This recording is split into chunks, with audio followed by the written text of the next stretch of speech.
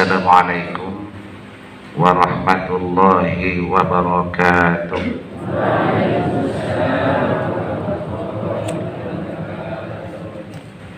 Bismillah walhamdulillah wassalatu wassalamu ala rasulillah wa ala alihi wa ashabihi wa man tabi'ahu wa wala, amma ba'd. Allahumma alhimna ilman nafqahu bi awamiraka wa nawahiyaka warzuqna fahman na'lam bihi kaifa nunajika ya arhamar rahimin. Alhamdulillah, kembali Rambaco hadir di majelis malam sini untuk melanjutkan aktivitas kegiatan malam, insyaallah selalu bernilai ibadah di sisi Allah Subhanahu wa Ta'ala. Bapak Ibu sekalian, para jamaah yang dirahmati Allah, sebagai lanjutan daripada pengajian pada malam Jumat selewat. Nah, jadi sejak dikaji dalam malam Jumat selewat, beberapa hal yang dilarang Rasulullah terhadap seseorang yang hendak sholat. Ya, mana dok? Ya. Ini. Nah, makanya lewat sebuah hadis nih disampaikan oleh para sahabat, naha Rasulullah sallallahu alaihi wasallam an salatil haqin wal haqib wal hazib. Rasul melarang kada sholat. Jangan dulu sholat kalau masih dalam kondisi haqin, nahan tahan agamiyo. Jadi laku kepai miyo. Itu satu sebab menganti nahan niyoh singgi ngalebon kok kekhusukan. Sholat itu dikehendaki untuk khusyuk, sementara seseorang si sholat menahan baul, ditahan agaminya dipakai khusyuk. Itu yang pertama. Kemudian hakib, si hakib ini orang yang menahan hendak ghaib, buang air besar. Maka tahan ada mimisi, dangkung sholat kana.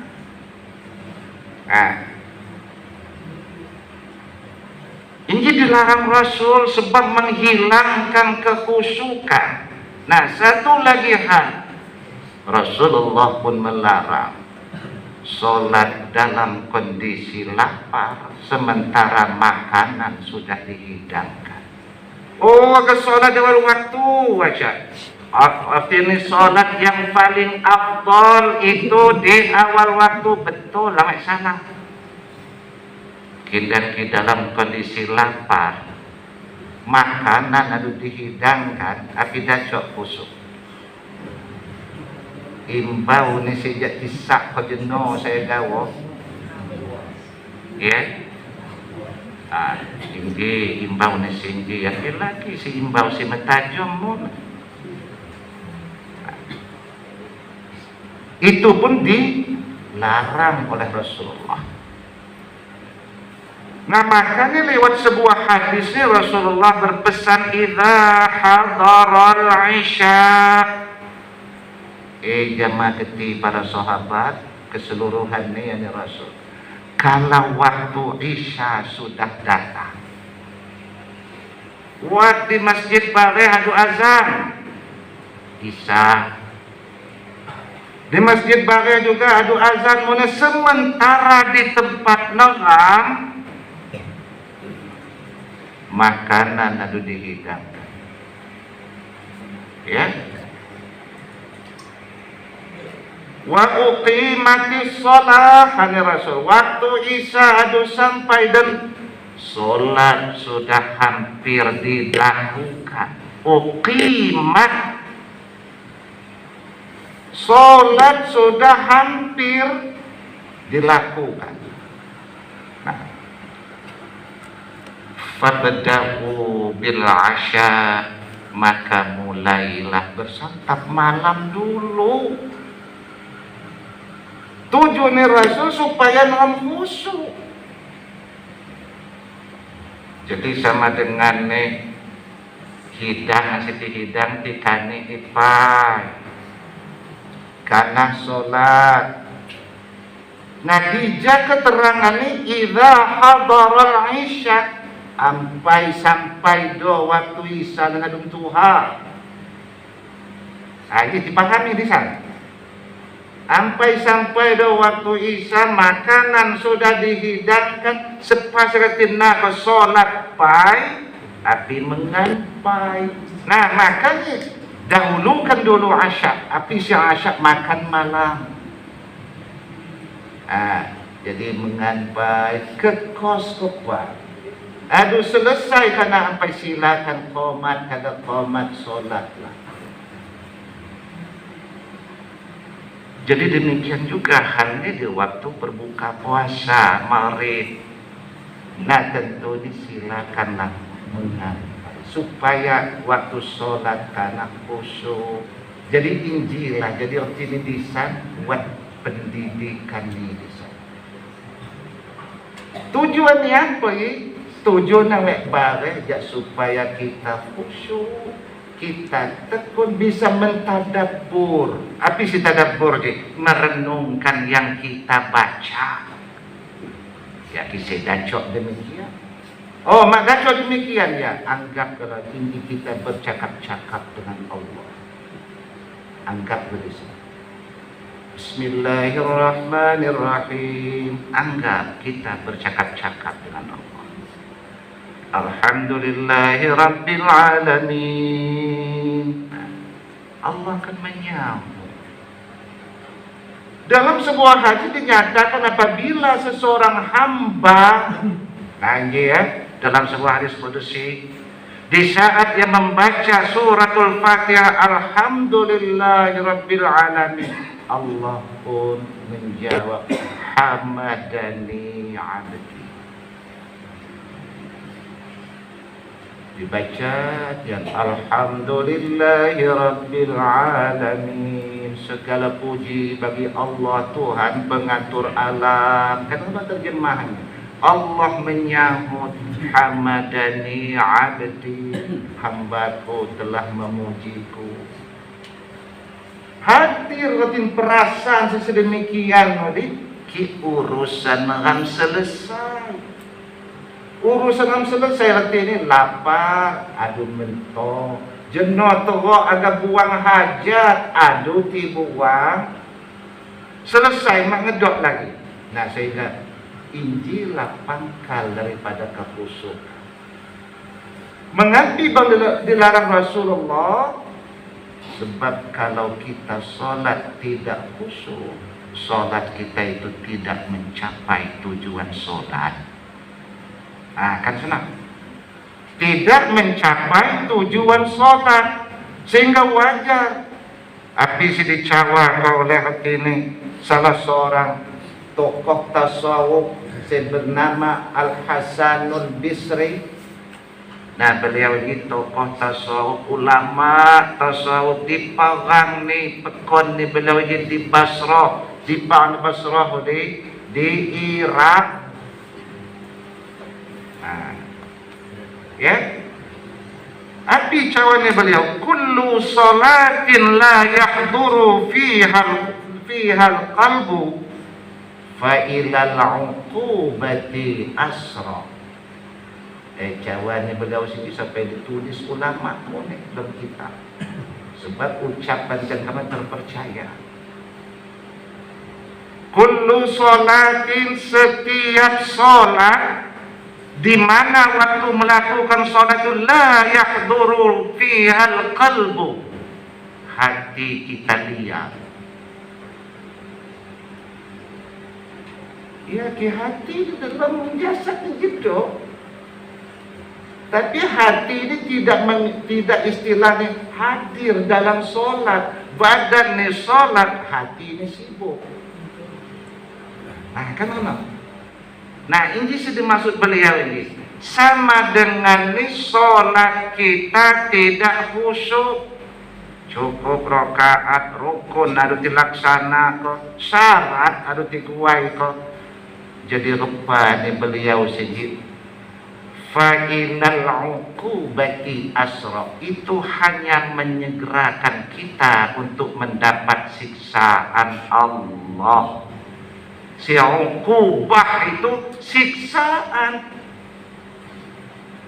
Kata-kata uqubah kadang-kadang itu siksaan di dunia.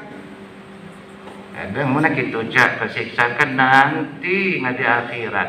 Siksaan di akhirat makna bahasa uqubah azab.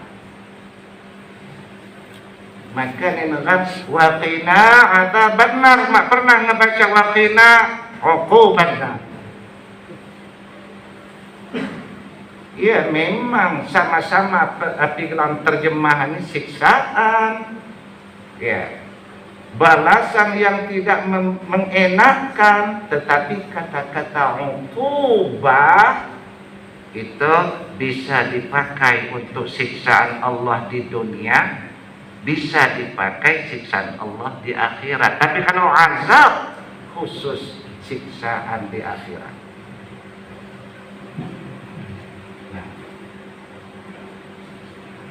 Nah makanya bapak-bapak ibu sekalian, sebetulnya sholat udah persis ini organ tubuh di manusia gitu. Buat organ tubuh si vital, si tanpa organ seno mak mungkin manusia bisa hidup, iya.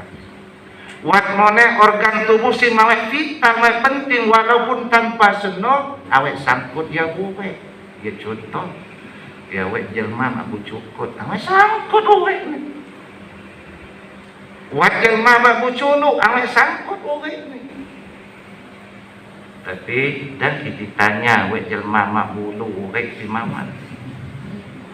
Nah, solat pun juga demikian digambarkan para ulama. Wah, sebagai organ tubuh yang penting, mani mengapi bahasa nitian para ulama Nadijah. Wa'lam anna sholata kal insan faruhuha wa hayatuha. Sholat itu persis seninjuk manusia. Api di persis manusia. Rohnya, kalau manusia pakai roh dia hidup, sholat pun butuh roh untuk hidup. Nah, kan senang. Separuh ni solat a'nil khusyu'a wa huduran qalbi wal ikhlas. Yang dikatakan ruhnya solat itu watelu macam. Kitelu macam senomak ngedok menyertai solat, berarti solat kita itu bangkai. Berarti solat kita bangkai. Api sing menjadi nyawa nih, pertama khusyuk sholat kita. Supaya khusyuk tetap hati kita, tetap anggota badan kita. Ini si khusyuk badan nih. Nah kemudian hudurul qalbi, hati kita hadir. Jasad nih sholat, hatinya pun ikut sholat. Nah ini saya hadir hati saya. Nah kemudian ikhlas, nah ini si mau kalah penting. Api si ikhlas tadi semata-mata tujuan sholat kita adalah karena menuntut ridho Allah. Ini si pertama, ikhlas menjelma awam. Berarti Nabi dengan melaksanakan sholat tujuannya hanya mengharap ridho Allah. Masa bodoh kisi barang ridho api mawar. Kindang ki umpama ni mengharap ridho manusia. Nah ini pujuk manusia. intian kering Madinah singgi sih. Solat salah alamat. Manusia tidak butuh disolati, betul? Kira tuan umpama ni napola bangkuan sebab baca amning baca solawat jamaiyah jama tusung ke kegeringan ni.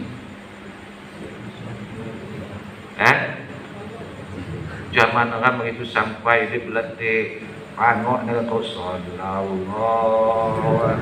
Kita mang dua patong api-api. Kita patong senada selawat. Sebab baca ni jama tusung ke gula kuping. Sebenarnya betul ke manusia. Jadi artinya apa? Manusia tidak butuh disolati. Acak ni sebenarnya ke manusia. Jadi manusia tidak ridho, akhirnya Allah pun lalu jauh ridho. Niat-niatin untuk manusia. Kok manusia sendiri mau ridho? Nanti sebilang ikhlas. Ikhlas di murni tujuannya hanya semata-mata nuntut ridho Allah. Nah jadi aduh ikhlaslah orang demikian. Sebab ikhlas netian selalu atas kelas dan orang lain hanya sebatas semua. Nah kini mati lagi menuntut ridha Allah. Tian batian itu karena sebab Allah saya bisa sholat. Ya. Yang menggerakkan kemauan untuk sholat Allah, memberi kekuatan untuk sholat Allah. Makanya niat ni lain lillahi ta'ala, tetapi billahi ta'ala. Saya solat isya 4 rakaat mengampi bang dajat 3 ekor disebabkan Allah. Malah pengrasani Allah yang solat. Kiamat ngedok tenaga api-api. Ini bagi yang sudah sampai di tingkatan la haula wala quwwata illa billah. Yang punya daya itu, yang punya kekuatan itu hanya Allah. Selain Allah tidak punya apa-apa. Maknihan datang ki bangga di ibadah. Kita yang nak ngerasa.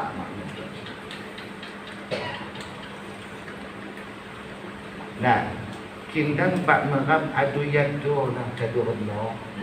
Artinya saya solat Aisyah sengaja aku sembahyang fardu Aisyah 4 rakaat lillahi ta'ala, tujuannya untuk menuntut ridha. Nah maka sebagai munajat meram persis. Coba ingat waktu mengamalkan zikir apa munajatnya? Ilahi anta maksudi waridhoka matlubi. Dan capai kau si senang. Lain kat waktu orang tawaru kiri ya kau. Artinya dalam melaksanakan kebajikan yang berupa ibadah itu onjuk penuh harus niat. Ya Allah, hanya Engkau yang ku maksud. Ridhamu Allah yang aku tuntut. Agamit belajar niat ni harus penuh. Niat jaga mit belajar untuk menuntut ridha Allah. Niat jimit ngaji untuk menuntut ridha Allah. Nah, lain ridha ni siapa-siapa. Ini niat, insya Allah ada. Kiatu demikian, sampai dah ikhlas. Coba lihat dalam surah Al-Bayyinah. Wa ma umiru illa liya'budullaha mukhlishina lahuddin. Kalian itu tidak diperintah melainkan menyembah Allah semata-mata patuh dalam perintahnya untuk kepentingan agama. Maka dikayun ni dalam solat agilu pahala. Itu hati. Mukhlishina lahuddin hunafa. ikhlas semata-mata patuh kepada perintah agama, hunafa. Apa sih hunafa ini? Patuh kepada Allah dan mengharap ridha Allah. Nah, kemudian Bapak-bapak Ibu-ibu sekalian, apa bentuk nih jenuh saya sholat? Kan aku bicara begitu. Sholat itu persis seperti organ tubuh manusia. Nah, dijak, nah beliau singarang kitab tinggi ngejelaskan nih. Wa arkanuha tajri minha majra qalbihi wa ra'sihi wa kabidahu. Rukun-rukun sholat itu persis, nah itu seperti hatinya manusia. Dan aku tanya, seorang manusia gimana dok hati? Gacok ya hidup. Nah, kemudian waroksihi dan kepala, wakabidai, arti ini limpa. Ini rukun sholat. Seperukun sholat, takbiratul ihram, baca Fatihah, ruku, sujud, tasyahud, salam. Ini rukun sholat. Jadi kita sama kalau dibanding konoran jama organ tubuh di manusia, rukun sholat itu ibarat hatinya manusia, kemudian lagi kepalanya manusia, kemudian limpanya. Lah oke, aikin hamak bulimpa, megak balimpa, beritok tapi bahasa ni kan kena hepatitis ni jadi. Tanpa mak bulimpa terbayang, atau nyujenat tidak berkepala, sakit ulu, mau sundak dulu. Mana weh? Masakit ulu, nah ada mulai dah. Mak guna tu segala, mana mengapi mak nyaman. Nah, api segala sembahyang ulu ke tabok. Ya. Nanti satu contoh. Jadi solat kurang rukun. Nanti ku fikir di sini. Ibarat organ tubuh manusia kekurangan organ, tubuh manusia kurang organ. Nah, jadi sama dengan Nabi, Injilah ibadah yang mati.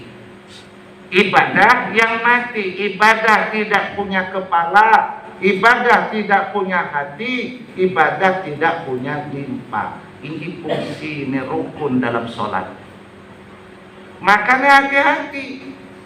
Rukun fi'li harus dilaksanakan dengan rajin dan sungguh. Nagamaga ruku. Nah, tuyun ke ruku nih. Pelan-pelan. Nah, yang tidak pun demikian. Ingat, ini ibarat niatin organ tubuh ni sholat. Baca Fatihah. Upayakan pase sebab tinggi juga rukun organ di sholat. Nah, oke. Fatihah ni umpama cacat, gegoh jamaah. Waktu kiulu ni kindang cacat. Apa cacat? Mak cuping. Umpama kuat ulu ni kindang cacat. Fatihah harus dibaca, tapi bacaan kita cacat, sama dengan orang yang punya kepala tapi kepalanya cacat. Nah, makanya ya ini tinggi dijelas ke ulama dengan bahwa rukun-rukun sholat itu fungsinya sama dengan organ tubuh pada tubuh manusia. Nah, sedangkan anggota tubuh selain seperti halnya colo sangkut manusia doai amat mampu colo. Mengambil si mampu colo. Apa yang sangkut beraktivitas? Apa supaya sanggup ngaguai ko kesibukan di pagi kan.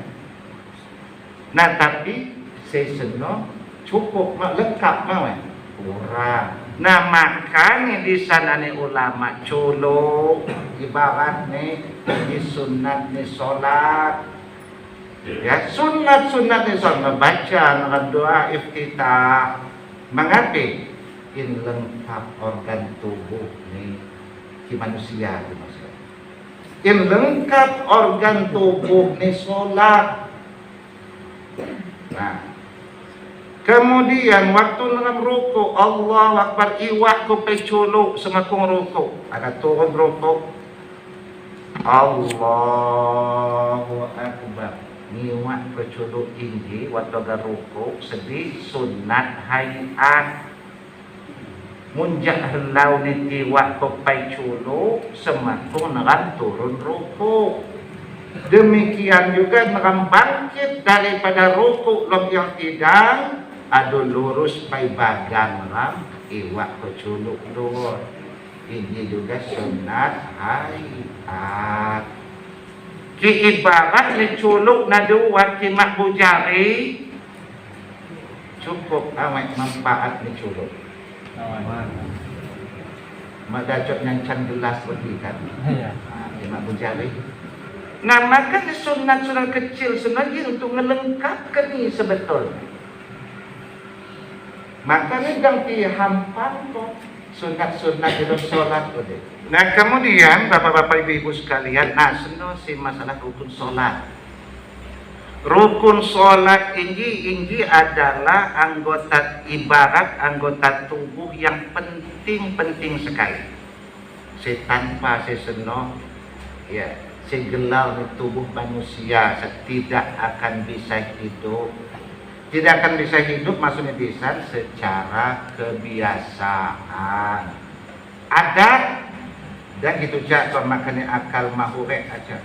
Berarti Allah tidak mampu menghidupkan orang tanpa kepala. Allah tidak mampu menghidupkan seseorang tanpa hati. Allah pun tidak mampu menghidupkan seseorang tanpa limpah. Dacu.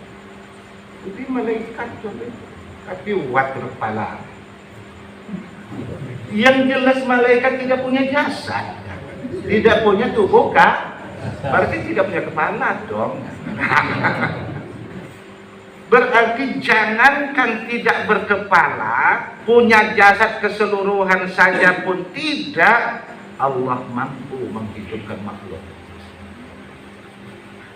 Ya kan Junegam dan setiap kali negam terjadi ini pada adat kebiasaan wakina wat bapak anak. Coba tanya zaman Nabi Adam siapa bapak. Makanya ditanya Adam bin siapa ya bin wallahu a'lam. Nabi Isa cuman mak ni gawa sewe Maryam. Makanya dalam Al-Quran juga dalam api Isa bin Maryam, Isa anak ni Maryam. Di orang barang mak pernah Al-Quran berbicara dengan bin ibu mesti bin bapa. Ya apa boleh buat Isa bapak mangdo. Tinggal we emak ni jauh.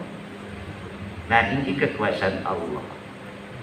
Buat juga si bujasat mangdo hidup. Makanya berbicara masalah kamno artinya lain nak tubuh kasar dia awak ngedok jenis kelamin njuk roh wek kada berbaik bakas roh sebab saya ngedok kelamin saja sah. Nah maka nanti sunat sholat lagi kembali. Sunat sholat itu ya tajri minha majral yadin, kemudian wal ainain wal rijlaini anhu. Nah ini ibarat ini tubuh jenuh sunat ini. Api fungsi ini sunat sholat kita sama dengan tubuh manusia itu ibarat pertama dua tangan. Kemudian apa lagi? Wal ainain dua mata.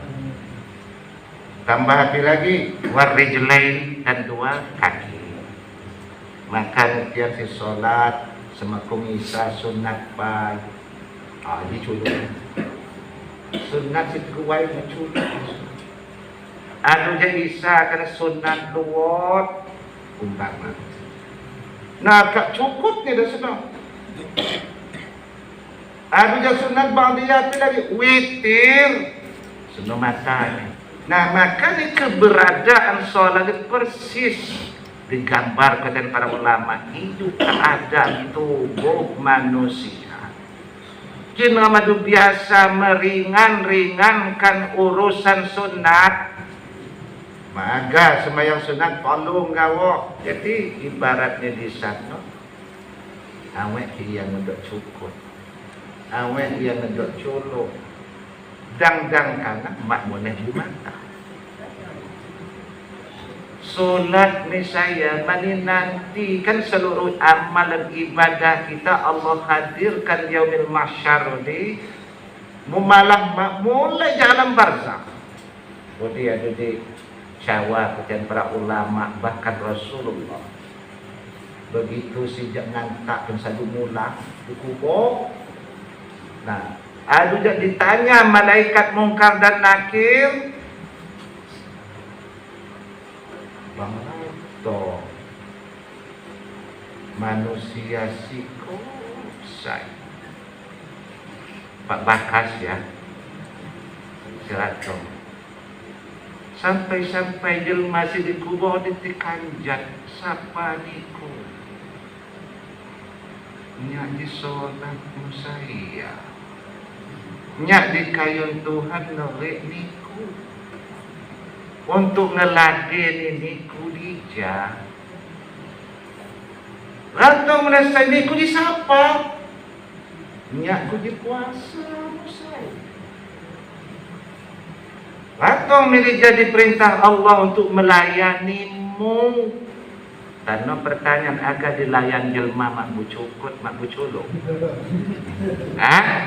Agama mak. Malah ram si muyun beja. Saya mau baca kok bahwa salah seorang tokoh tasawuf Ibnu Athaillah As-Sakandari dalam kitab Hikam beliau pernah berbicara, aduh mau esok aku baca aku dia. Al-a'malu suratun qa'imatun wa arwahuha wujudu sirril ikhlas fiha. Bahwa seluruh amal ibadah kalian yang kalian kerjakan dengan mulut, baca Quran, baca tasbih, baca takbir, baca tahlil, ini kan ibadah sebagai cuma batu. Ya. Nah. Kemudian 35 anggota badan solat. Apa lagi? 35 harta zakat. 35 badan juga umroh, haji. Ini 35 badan. Nah, beliau menjelaskan suratun qaimatun itu hanya berupa patung yang tidak punya nyawa. Makanya beliau melanjutkan ucapan beliau wa arwahuha wujudu sirril ikhlas fiha. Yang menjadi nyawa daripada amal ibadah itu apabila kita lakukan dengan penuh keikhlasan semata-mata menuntut ridha Allah.